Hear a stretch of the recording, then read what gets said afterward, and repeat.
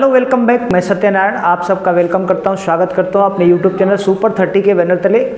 और हम आज छठे एपिसोड में, 7वें एपिसोड में पुनः आपके समक्ष हाजिर हैं।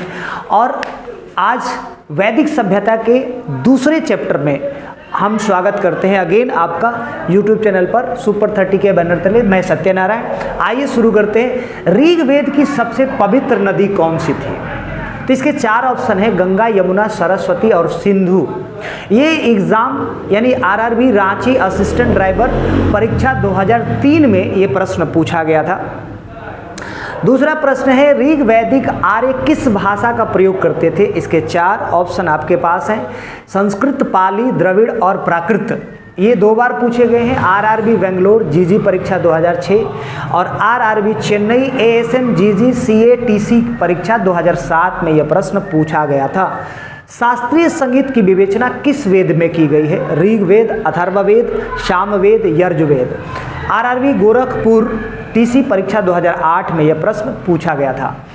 अगला प्रश्न जो है वो है, वैदिक युग के लोगों द्वारा सर्वप्रथम किस धातु का प्रयोग किया गया था? आरआरबी गोरखपुर में ये प्रश्न पूछा गया था।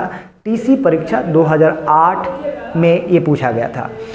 5वां देखिए, आज ये जो 5वां प्रश्न जो है, आज इसकी वर्चस्व देखने को मिल रहा है। कलयुग में भी ये वर्चस्व देखने को मिल रहा है।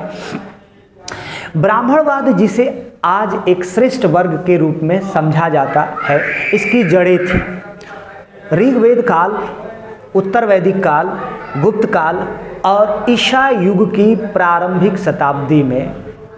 ये 4 ऑप्शन हैं। ये प्रश्न पूछा गया आरआरबी गोरखपुर टीसी परीक्षा 2008 में ये प्रश्न पूछा गया था।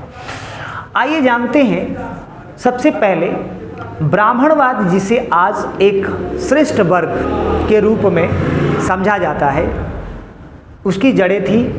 तो इसका आंसर जो होगा वो होगा ईसा पूर्व, यानी कि ईसा की जो शताब्दी की शुरुआत हुई थी उस समय ब्राह्मण को सबसे ज़्यादा सर्वश्रेष्ठ माना गया।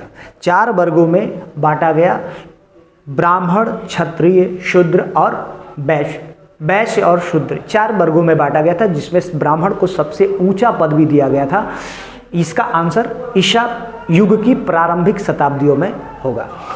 वैदिक युग में लोगों के द्वारा सर्वप्रथम किस धातु का प्रयोग? तो वैदिक युग में तांबे का सबसे ज़्यादा प्रयोग किया जाता था और उससे सबसे ज़्यादा परिचित थे। ठीक है। उसके बाद अगला जो है, शास्त्रीय संगीत की विवेचना किस वेद में की गई है? तो शास्त्रीय संगीत की विवेचना जो है सामवेद में की गई है। कैसे? तो ऋग्वेद के अंदर केवल और केवल राजाओं के चीज़ों के बारे में परिचित है, शक्तियों के बारे में परिचित कराया गया है। यजुर्वेद में इसमें दवाओं के बारे में परिचित कराया गया है। अथर्ववेद इसमें कर्म कांड जैसे चीज़ों के बारे में बताया गया है। और सामवेद के अंदर शास्त्रीय संगीत, इन नृत्य कला, इन सभी चीज़ों के बारे में बताया गया है। ऋग्वैदिक आर्य किस भाषा का प्रयोग करते थे?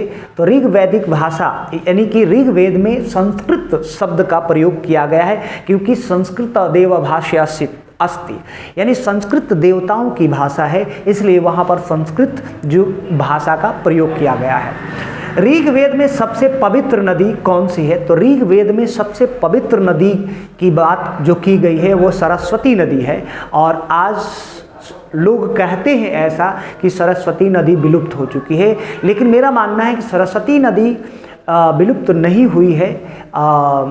ऐसा माना जाता है कि जहाँ पर संगम स्थल है गंगा यमुना सरस्वती का, तो सरस्वती जो है वो नीचे की धारा में बहती है, ऐसा प्रमाण मिला है। लेकिन ये कथन कितना सत्य है आप भी आंसर कमेंट में दे सकते हैं।